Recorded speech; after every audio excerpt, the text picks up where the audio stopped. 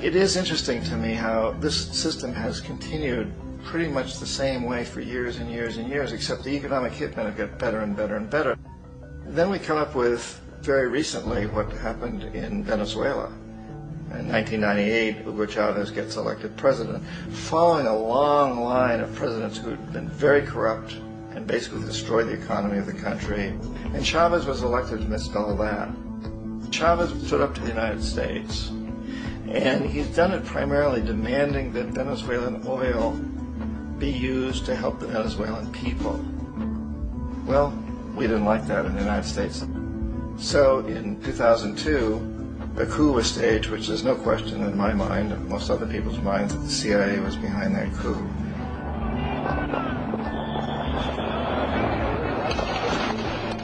The way that that coup was fomented was very reflective of what Kermit Roosevelt had done in Iran, of paying people to go out into the streets, to riot, to protest, to say this Chavez is very unpopular.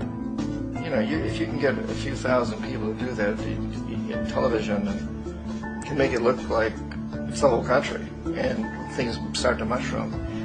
Except in the case of Chavez, he was smart enough, and the people were so strongly behind him that they overcame it, which was a phenomenal moment in the history of Latin America.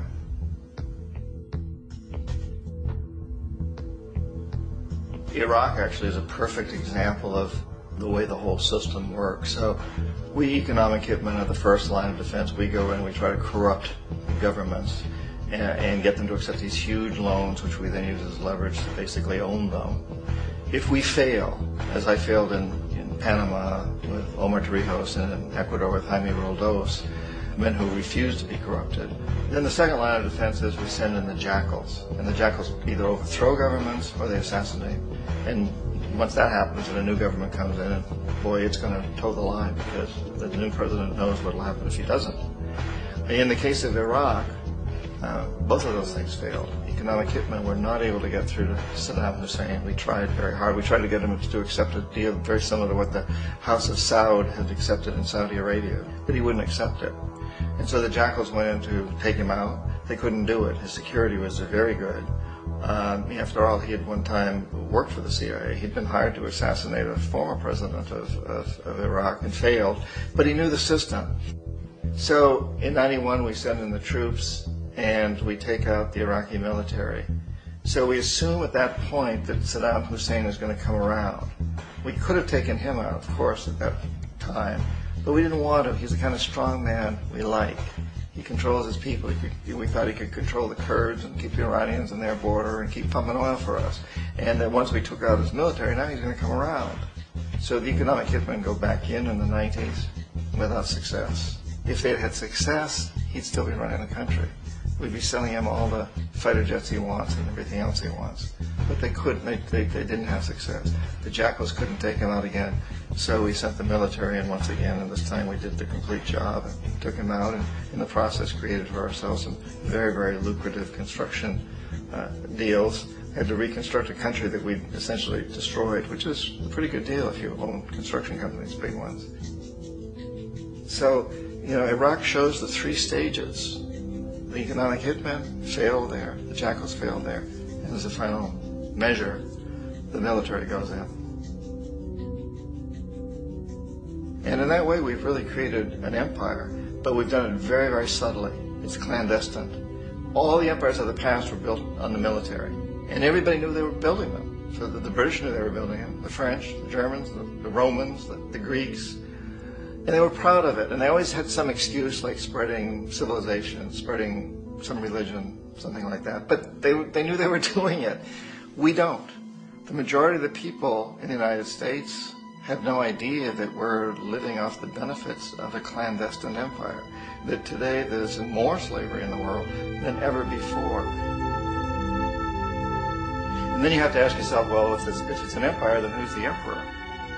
Obviously, our presidents of the United States are not emperors. An emperor is someone who's not elected, doesn't serve a limited term, and doesn't report to anyone, essentially. So you can't classify our presidents that way. But we do have what I consider to be the equivalent of the emperor, and it's what I call the corporatocracy. The corporatocracy is this group of individuals who run our biggest corporations, and they really act as the emperor of this empire. They control our media, either through direct ownership or advertising. They control most of our politicians because they finance their campaigns, either through the corporations or through personal contributions that come out of the corporations. They're not elected. They don't serve a limited term. They don't report to anybody. And at the very top of the corporatocracy, you really can't tell whether a person's working for a private corporation or the government because they're always moving back and forth. So, you've got a guy who one moment is the president of a big construction company like Halliburton, and the next moment he's vice president of the United States, or the president who is in the oil business. And this is true whether you've got Democrats or Republicans in the office. You have to moving back and forth through the revolving door. And in a way, our government is invisible a lot of the time, and its policies are carried out by our corporations on one level or another. And then again, the policies of the government are basically forged by the corporatocracy and then presented to the government. They become government policies. So it's an incredibly cozy relationship. This isn't a conspiracy theory type of thing. These people don't have to get together and plot to do things. They all basically work under one primary assumption, and that is that they must maximize profits regardless of the social and environmental costs.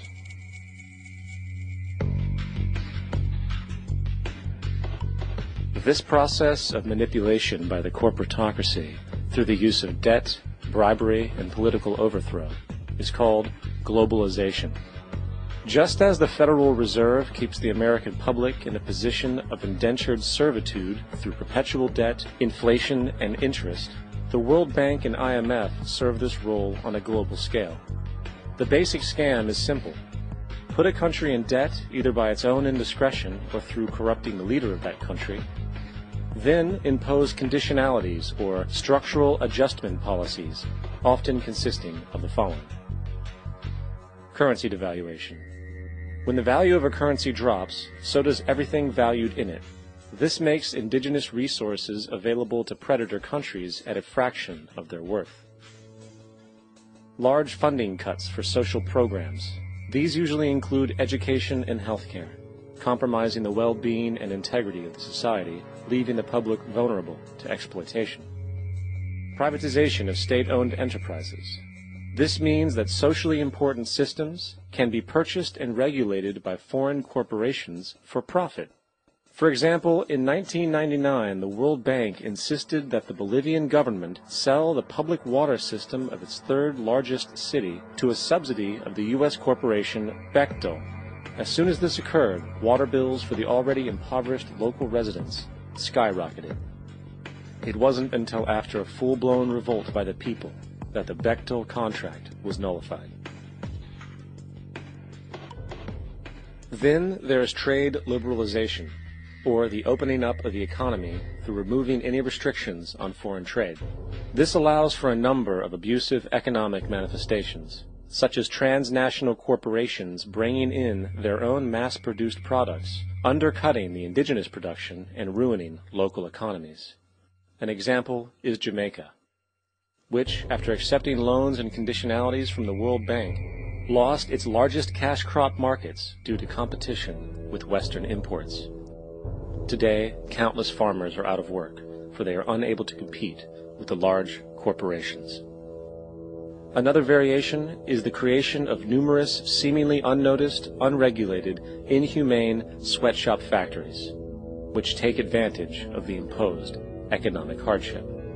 Additionally, due to production deregulation, environmental destruction is perpetual, as a country's resources are often exploited by the indifferent corporations while outputting large amounts of deliberate pollution.